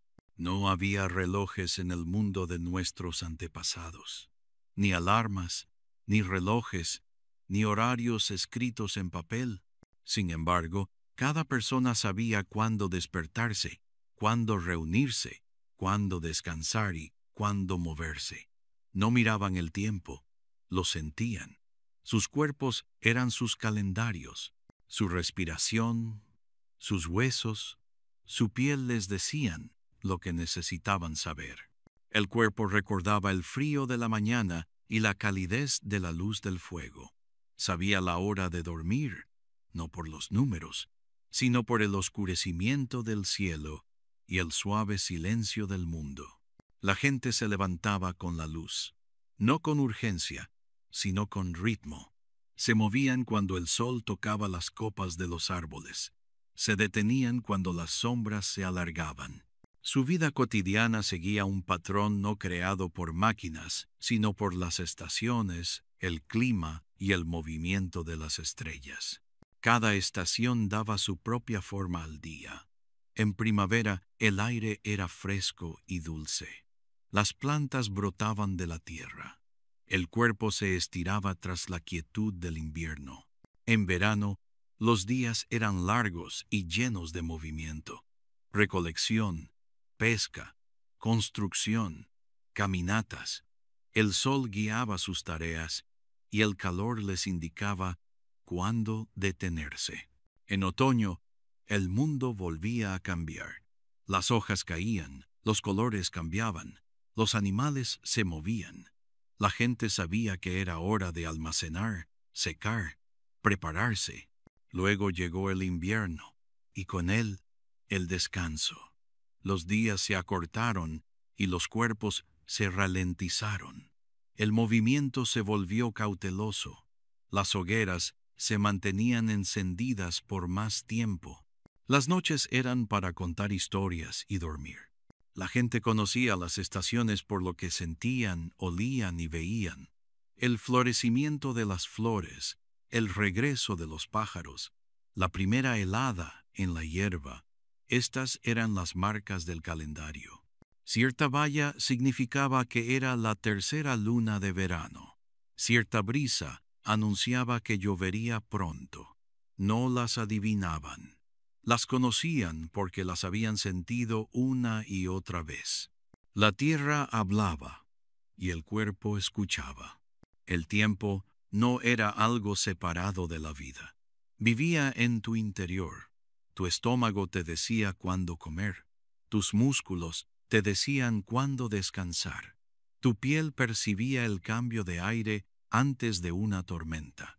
Ni siquiera el sueño seguía una hora fija. La gente se dormía cuando estaba cansada, no cuando un reloj lo indicaba. Despertaban cuando sus cuerpos tenían suficiente. Algunos se levantaban antes del amanecer para atender el fuego. Otros se despertaban con la primera luz. No estaba mal ni bien. Era natural. No hacía falta contar las horas, porque el día se desplegaba ante ti. El recorrido del sol por el cielo bastaba. La forma de la luna te indicaba en qué momento del mes te encontrabas. La luna llena significaba que era hora de revisar el río en busca de peces. Una delgada media luna anunciaba que las bayas madurarían pronto. Estas señales no solo se veían, sino que se vivían. Y una vez vividas suficientes veces, se convertían en parte de la memoria del cuerpo. Los niños aprendieron esto sin libros ni lecciones. Jugaban bajo cielos cambiantes. Caminaban junto a sus padres. Escuchaban las palabras pronunciadas con cariño. Las ranas cantan, se acerca la lluvia, o las hojas se rizan. Es hora de mudar el campamento. Poco a poco, esos patrones se convirtieron en parte de su identidad. Crecieron con un sentido del tiempo que no provenía de los números, sino de la presencia. Incluso el hambre tenía su ritmo. La gente comía cuando la comida estaba lista, no a horas fijas. Ayunaban cuando la caza era escasa. Festejaban cuando la cosecha era abundante. No etiquetaban los días como ocupados o perezosos. Algunos días eran para trabajar, otros para esperar. La tierra decidía y la gente la seguía. Vivir así no era vivir sin tiempo, era vivir adentro eso. Dejar que tu cuerpo se convierta en la medida del paso de los días. Levantarse con la luz, moverse con la calidez, descansar con la oscuridad. Saber, sin necesidad de que nadie nos lo diga. Hoy, miramos las pantallas para saber dónde estamos en el día, pero una vez, el cuerpo lo sabía. Una vez, el calendario se escribía en el viento, en la piel, en el conocimiento silencioso de la tierra bajo nuestros pies. E incluso ahora, si escuchamos con atención, ese ritmo sigue ahí, esperando ser recordado. La caza como coreografía. Cuando oímos la palabra cazar, solemos imaginar algo salvaje y caótico, un hombre con un garrote persiguiendo a un gran animal entre los árboles. Pero en el Paleolítico, la caza no era una persecución salvaje. Era cuidadosa, era silenciosa, era algo practicado y planificado. No era una carrera al azar, era más como una danza. Cada movimiento tenía un significado. Cada paso tenía un propósito. La caza no era solo fuerza, era conocimiento, paciencia y sincronización. La gente no cazaba todos los días. Cazar era duro, era arriesgado, no siempre funcionaba. La mayoría de los alimentos provenían de plantas, frutos secos, raíces y pequeños animales. Pero cuando llegaba el momento de cazar animales grandes como ciervos, jabalíes o incluso mamuts, era una tarea seria. Requería más de una persona.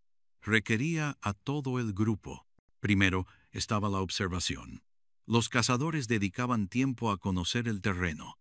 Observaban cómo se movían los animales. Buscaban huellas en la tierra, ramas rotas y excrementos frescos. Olían el viento. Escuchaban los cantos y sonidos en la maleza. No se trataba de adivinar. Era aprender de memoria el comportamiento de los animales. Sabían dónde bebían, dónde dormían, cómo reaccionaban cuando tenían miedo. Luego venía la planificación. Un grupo se reunía, hablando en voz baja. Quizás formaban una fila y empujaban lentamente a los animales hacia una trampa o un acantilado. Quizás esperaban junto a un río al amanecer, sabiendo que la manada vendría a beber. Quizás se dividían en dos equipos, uno para guiar a los animales y otro para esperar escondido. El plan tenía que ser claro. Un error podía hacer que los animales huyeran, y cuando corrían, eran rápidos.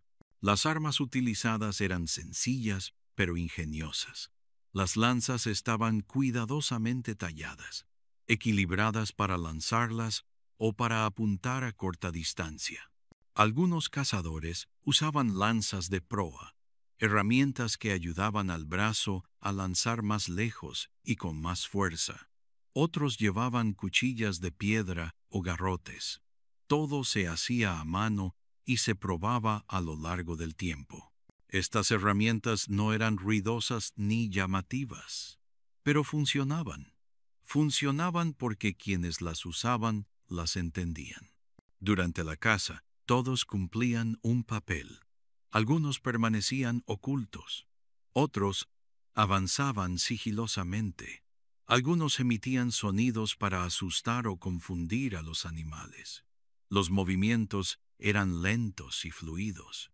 La mirada se mantenía fija. La respiración se contenía. No era una carrera, era un ritmo, como música tocada con los pies en la tierra. Y cuando llegó el momento, sucedió rápido. Un golpe seco, una ráfaga repentina, el sonido de pies golpeando la tierra, gritos de advertencia, el peso de un cuerpo cayendo. Luego silencio de nuevo. El animal estaba en el suelo. El trabajo apenas comenzaba. Después de la caza reinaba el respeto. El animal no era solo carne. Había dado su vida. Muchos grupos tenían rituales. Palabras en voz baja, una mano posada sobre el cuerpo, un gesto al cielo. La gente no veía al animal como una simple cosa. Lo veían como parte del mundo que compartían. Quitar una vida nunca se tomaba a la ligera. El cuerpo se usaba con cuidado. La carne se compartía. La piel se convertía en ropa o refugio. Los huesos en herramientas. La grasa se guardaba para cocinar.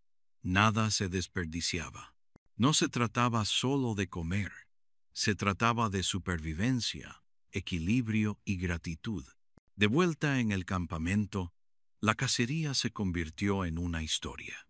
Los niños se quedaron boquiabiertos mientras contaban la historia. Cómo corría el ciervo, cómo volaba la lanza, cómo el grupo se movía al unísono. Estas historias eran más que diversión. Eran memoria. Eran enseñanza. Ayudaban a la siguiente generación a comprender cómo moverse, cómo ver, cómo esperar. La caza no se trataba de ser el más fuerte. Se trataba de estar conectado, conectado a la tierra, conectado a los animales, conectado al grupo. Nadie cazaba solo. El éxito provenía de la cooperación. Hoy en día, solemos pensar en la caza como una prueba de poder, pero hace mucho tiempo era una prueba de presencia. Para cazar bien, Había que conocer el mundo que nos rodeaba. Había que conocerse a uno mismo. Había que confiar en quienes estaban a nuestro lado. La casa no era solo acción, era coreografía. Y quienes se movían en esa danza silenciosa llevaban el ritmo de la naturaleza en cada paso. Mucho antes de los mapas, mucho antes de las señales o la memoria de la tierra, cercas, la gente se orientaba de memoria.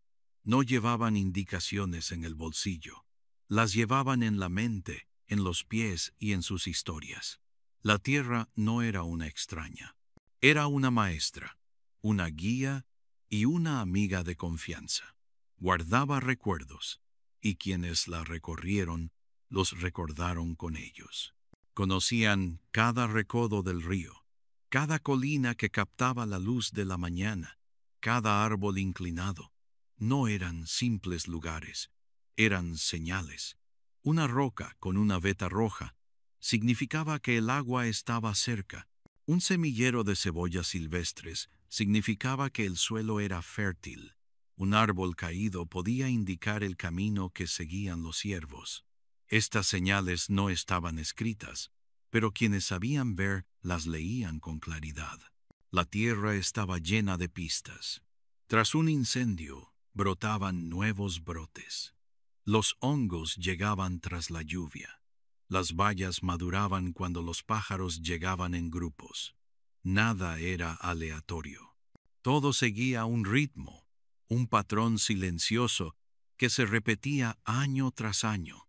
La gente no adivinaba, observaba, esperaba, recordaba, y ese recuerdo les ayudaba a sobrevivir. No había caminos, pero sí senderos. Senderos suaves hechos por animales y pies, forjados en la tierra con el tiempo. Estos senderos eran compartidos, no poseídos. La gente los usaba con cuidado, sabiendo cuáles conducían a buenos lugares para pescar, cuáles pasaban por lugares seguros y cuáles era mejor evitar cuando el cielo se veía pesado. Los senderos cambiaban con las estaciones. Un sendero de verano podía inundarse en invierno, pero el recuerdo de dónde caminar, dónde pisar, permanecía fuerte. Incluso el viento traía conocimiento. Una brisa del oeste podía significar calor. Un viento del norte podía traer frío. La gente sentía el cambio de aire y sabía cuándo levantar el campamento, cuándo quedarse, cuándo esperar. La forma de las nubes, los cantos de los animales, el color del cielo al atardecer, todos eran mensajes. La tierra hablaba y la gente escuchaba. Algunos lugares tenían historias ligadas a ellos. Una cueva donde una vez se refugiaron los antepasados. Una piedra con forma de pájaro donde alguien encontró hierbas curativas. Un tranquilo bosque donde siempre venían los ciervos. Estos lugares se recordaban, no con letreros ni cercas, sino con palabras. Los ancianos señalaban y decían, «Esa colina recuerda la tormenta», o «Este arroyo canta más fuerte cuando regresan los peces». Las historias convirtieron la tierra en un libro viviente. A los niños se les enseñaba a caminar con los ojos abiertos. «Mira el musgo», decía alguien. «Crece en el lado norte de los árboles». O «¿Oyes ese pájaro? Solo canta cuando se acerca la lluvia». Paso a paso, estación tras estación, los niños aprendían sobre la tierra de la misma manera que aprendieron el idioma, estando en ella, escuchando, repitiendo. Y al igual que las palabras, la memoria de la tierra se convirtió en parte de ellos. La gente no trazaba fronteras en la tierra, no la cortaban en pedazos, se movían con ella, la cuidaban y confiaban en ella. Sabían cuándo abandonar un lugar para que sanara, sabían cuándo regresar. Si una parcela de bayas era pequeña, la dejaban en paz. Si un coto de caza estaba tranquilo, esperaban. Su relación con la tierra no se trataba de tomarla, se trataba de equilibrio. Incluso los detalles más pequeños importaban. Una sola flor que florecía antes de tiempo podía significar un cambio de estación. El lecho seco de un arroyo podía indicar un año seco. La gente no necesitaba máquinas para medir estas cosas. Necesitaban atención y la dedicaban por completo.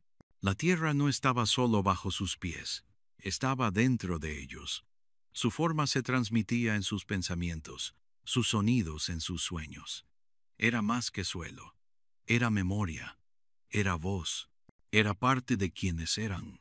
E incluso ahora, aunque ya no caminemos por esos mismos senderos, la tierra aún recuerda. El viento aún habla.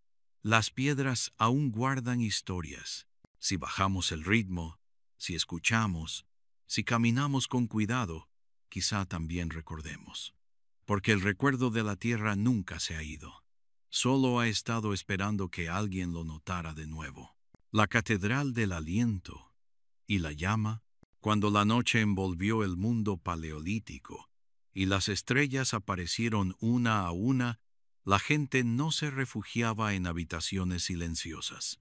Se reunía bajo el cielo abierto o en sencillos refugios. El fuego ya ardía, brillando suavemente en el centro. El humo se elevaba lentamente danzando hacia la noche. Alrededor de este fuego, con el aliento elevándose en el aire frío y las llamas parpadeando como música silenciosa, se abría un nuevo mundo. Esta era su catedral, no construida de piedra ni llena de vidrieras, sino moldeada por el aliento, el calor y la luz. El fuego crepitaba. Chispas saltaban como pequeñas estrellas. El aire estaba quieto. Todos se sentaban cerca, el calor rozando los rostros, las sombras dibujando largas figuras en el suelo. Este era un espacio de sentimiento, no de habla. Era sagrado, aunque nadie usara esa palabra. Estaba lleno de significado, aunque nadie intentara explicarlo. El fuego, la respiración, el silencio. Todo se unía como una canción tranquila. No hacía falta que les dijeran que guardaran silencio. Lo sentían. La calma del momento los acogía. El viento afuera susurraba entre las ramas. El fuego adentro zumbaba suavemente. Algunos miraban fijamente las llamas. Otros se apoyaban unos contra otros. Alguien podía tararear una melodía, suave y grave, casi como el viento mismo. Este era un lugar de descanso y asombro. El aliento de cada persona se elevaba lentamente en el aire fresco. Se mezclaba con el humo. Brillaba en la luz. Se podía ver. Prueba de vida, de presencia, de estar aquí. Nadie se apresuró a hablar. Cuando las palabras brotaban, eran cuidadosas, lentas, reflexivas. Se contaban historias, no se gritaban, se hacían preguntas, no se discutían. Cada voz importaba, y cada silencio también. El fuego no era solo calor, era el centro, era el corazón. Su resplandor iluminaba los rostros de la gente y las paredes del refugio. Cada destello, cada movimiento de la llama parecía vivo. Llevaba a la gente a la quietud, no al aburrimiento, a la conexión, no al ruido. A su luz, el tiempo transcurría de otra manera. Los minutos no necesitaban ser contados. Pasaban como la suave columna de humo, sin prisa. Aquí se compartían canciones, canciones sencillas, canciones que hablaban de ríos, de animales, de la luna, sin instrumentos, solo voces, a veces una sola voz, a veces muchas juntas. El ritmo provenía del fuego, de la respiración entre versos, del suave latido de las manos sobre las rodillas. Estas canciones no eran representaciones, eran ofrendas. Se elevaban y flotaban. Luego, desaparecían en la noche. Los niños observaban con los ojos muy abiertos. Vieron los rostros de los ancianos iluminados por la luz del fuego. Escucharon las historias de ancestros, de cacerías, de estrellas y espíritus. No eran cuentos de hadas, eran recuerdos, guías y raíces. Cada historia transmitía una verdad como solo una historia puede. Los niños no necesitaron que les dijeran que escucharan. Se acercaron. Escucharon porque el momento los atraía. No había muros alrededor de este lugar. Ningún techo se alzaba alto, pero se sentía como un salón sagrado. La oscuridad exterior, el círculo de gente, el resplandor de las llamas, era suficiente. Suficiente para crear un espacio donde la vida se sentía más profunda, más lenta y más conectada. Este no era un lugar hecho por constructores. Fue creado por la presencia, por la reunión, por compartir calor y tiempo. A veces el fuego ardía abajo y nadie hablaba. Las llamas susurraban. Los troncos se movían. Y en ese silencio la gente encontraba paz. Recordaban el día, el viaje, las risas, la lucha. Inhalaban el humo, exhalaban el cansancio. El fuego lo absorbía todo y les devolvía la luz. Esta era la catedral de aliento y llama. No un edificio, sino un momento, un círculo, un sentimiento. Acogía a todos. No pedía nada más que atención. Lo daba todo. Un sentido de pertenencia, un lugar para descansar, un espacio para recordar lo que significa ser humano. Incluso ahora, lejos de ese mundo antiguo, aún lo sentimos.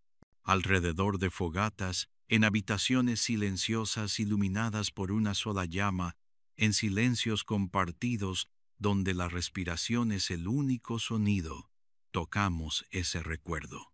La catedral sigue con nosotros, construida no de piedra, sino de luz, calor y el simple acto de acercarnos, respirar hondo y dejar que el fuego hable. Las bestias pintadas. En las profundidades de la tierra, en cuevas silenciosas donde apenas llegaba la luz, la gente pintaba animales en las paredes. No eran simples dibujos, eran grandes, audaces, llenos de movimiento y vida. Mostraban caballos corriendo, ciervos saltando, bisontes en pie y mamuts con largos colmillos curvos. Estas bestias pintadas eran más que arte. Eran historias, recuerdos y tal vez incluso oraciones. Fueron hechas por manos que conocían bien a los animales, manos que los habían observado, seguido y dependido de ellos. Quienes pintaron estas cuevas no tenían pinceles como nosotros ahora. Usaban los dedos, palos y huesos masticados. Creaban color con lo que encontraban: carbón de madera quemada, rojo de rocas trituradas, amarillo de arcilla y blanco de hueso molido. Mezclaban los polvos con agua, saliva o grasa. Luego, con movimientos lentos y cuidadosos, presionaban los colores sobre la piedra. No pintaban a plena luz del sol, sino a la luz parpadeante del fuego o de pequeñas lámparas de grasa animal. Las sombras danzaban en las paredes mientras trabajaban, haciendo que las bestias parecieran moverse. Nadie sabe con certeza por qué pintaban, pero es evidente que no lo hacían con prisa. Estas pinturas llevaban tiempo. Se pintaban en lugares profundos, lejos del mundo exterior. Los pintores tenían que arrastrarse por espacios estrechos, llevar luz y color a la oscuridad. No era fácil. Eso significa que importaba. Significaba algo más que decoración. Algunos creen que las pinturas formaban parte de una cacería, como pedirles a los animales que regresaran o agradecerles por su vida. Otros creen que eran formas de enseñar, de mostrarles a los jóvenes cómo eran los animales, cómo se movían y dónde encontrarlos. Y algunos dicen que era una forma de soñar, una forma de traer el espíritu de la bestia a la cueva, a la vida de la gente. Sea cual sea el motivo, los animales pintados siempre eran fuertes, llenos de movimiento y poder. Eran respetados. En la mayoría de las cuevas no hay personas pintadas, solo animales. Esto nos dice algo importante. La gente no se priorizaba a sí misma. Pintaban lo que consideraban sagrado, lo que les daba vida. Estas criaturas no eran enemigas, no eran adornos, formaban parte del mismo mundo. Pintarlas era una forma de recordar esa conexión. A veces, las formas de las paredes de la cueva contribuían a que las pinturas cobraran vida. Una curva en la roca se convertía en el cuerpo de un bisonte. Una protuberancia se transformaba en el ojo de un ciervo. Los artistas trabajaban con la piedra, no contra ella. No intentaron cambiar la cueva. La escucharon. Dejaron que la cueva también hablara. Y luego estaban las huellas de manos. Docenas. Algunas pequeñas, otras grandes. Algunas pintadas de rojo, otras de negro. Algunas eran huellas completas impresas en la pared. Otras eran contornos, hechos al colocar una mano sobre la piedra y soplar pintura alrededor. Estas huellas se sienten como voces, como si alguien dijera hace mucho tiempo: estuve aquí, vi esto, yo hice esto. No conocemos sus nombres, no conocemos sus palabras, pero conocemos sus manos. Sabemos cómo veían el mundo, cuánto se preocupaban por los animales que compartían su tierra. Sabemos que no solo intentaban sobrevivir, intentaban comprender, recordar, hablar de una manera que perdurara. Y ha perdurado. Miles de años después, aún encontramos estas cuevas. Entramos con luces y cámaras, maravillados por los colores, las formas, el espíritu de los animales. Observamos esas paredes y sentimos que algo se conmueve en nuestro interior, porque en el fondo comprendemos. También queremos recordar, también queremos contar historias que nos trascienden. Las bestias pintadas aún corren por esos muros de piedra, aún saltan, aún observan, aún respiran en el silencio de la cueva. Y cuando nos quedamos allí, quietos y en silencio, no solo contemplamos pintura vieja.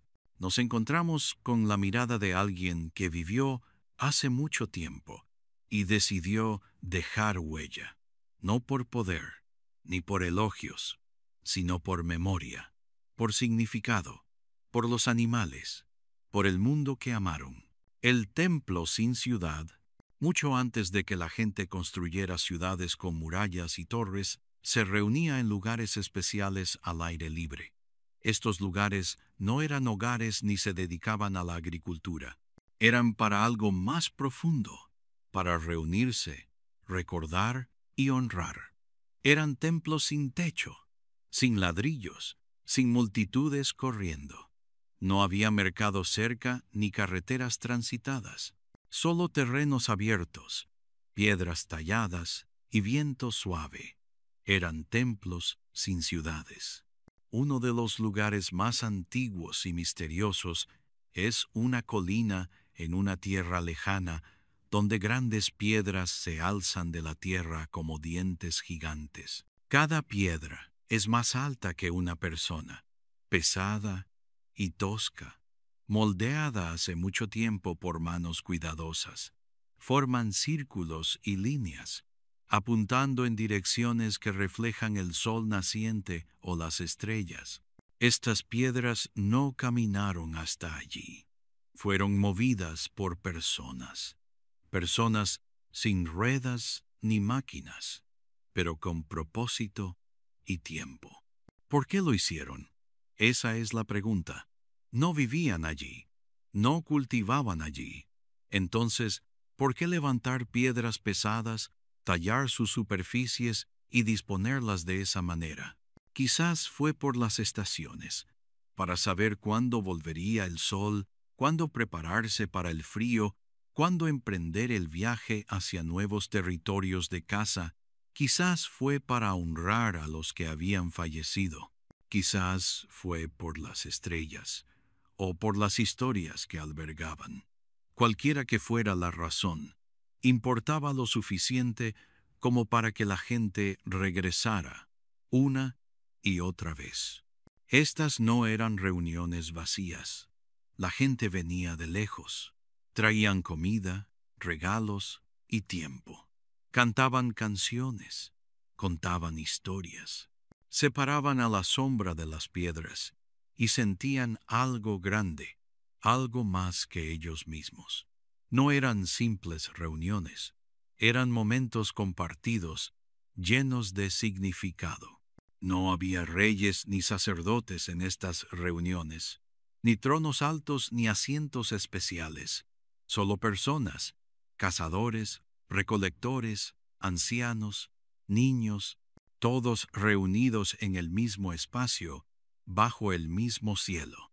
La tierra era el techo, el viento era la música, las piedras, el recuerdo. Algunas piedras tenían formas talladas, animales, pájaros, círculos y brazos. No eran detalles profundos, pero sí suficientes para sentir el movimiento, el espíritu. Estas marcas contaban historias sin palabras. Recordaban a la gente lo que sabían, lo que esperaban, lo que creían. No había un libro escrito, pero aún así había un mensaje. Este tipo de templo no tenía por qué durar para siempre, pero de alguna manera lo ha hecho. Han pasado miles de años, pero las piedras siguen en pie. Todavía podemos caminar entre ellas. Todavía podemos sentir el viento en esa colina. Puede que no entendamos exactamente lo que sentía la gente, pero podemos sentirlo.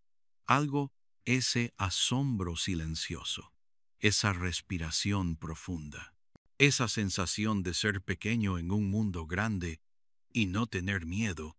Estos templos no solo servían para mirar hacia arriba, también servían para mirar atrás. Guardaban la memoria de quienes los precedieron, los antepasados, quienes cazaron la tierra, criaron a sus hijos, cantaron junto al fuego y moldearon piedras con manos lentas. Sus huellas se han ido, pero sus decisiones permanecen.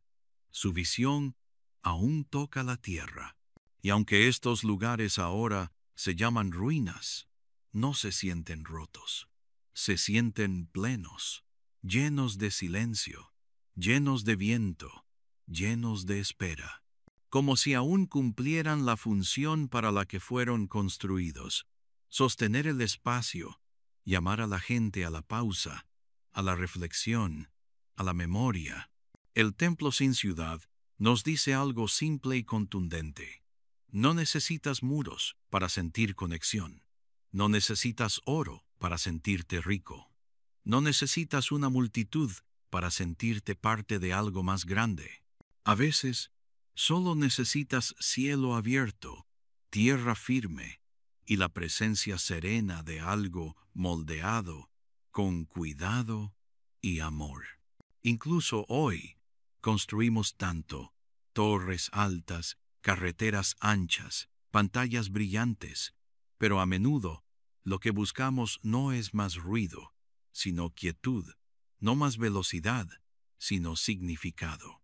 Y a veces, en un lugar tranquilo, sin ciudad a su alrededor, encontramos lo que siempre hemos buscado: un recordatorio de quiénes somos, de dónde venimos y de cómo incluso las piedras más antiguas aún pueden hablar.